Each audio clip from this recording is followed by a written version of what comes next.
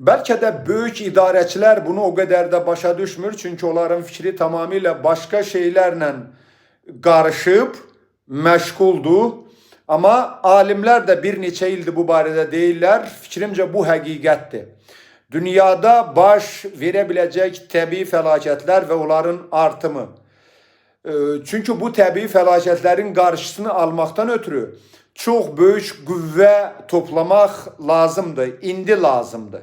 Bundan ötürü şübhəsiz ki, müharibələr gərək ki, kəsilsin. Yəni başa düşümlülük, bir-birini anlamaq əmələ gəlsin.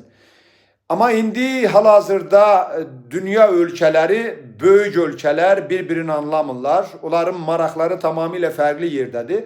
Amma onların maraqları elə onların özünün məhvinə gətirib çıxardacaq. Yəni yaxın illərdə, bəlkə də bu ildən başlayaraq təbiətin, hərarətin, yəni havanın hərarətinin həddindən artıq artdığı görüləcək.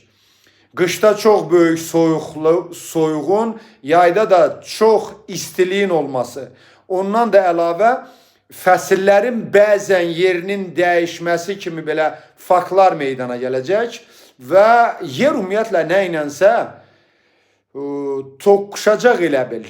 Çünki bu toqquşmalarda əslində bu hərbi güclər ki yoxdur, o hərbi güclərin bir-birinin toqquşmasından sonra meydana gələcək. Bunlar çox böyük siqnallardır.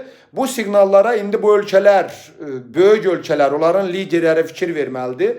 Çünki böyük ölkələrin süqutu, dağılması başlayacaq bu hadisələrdən sonra.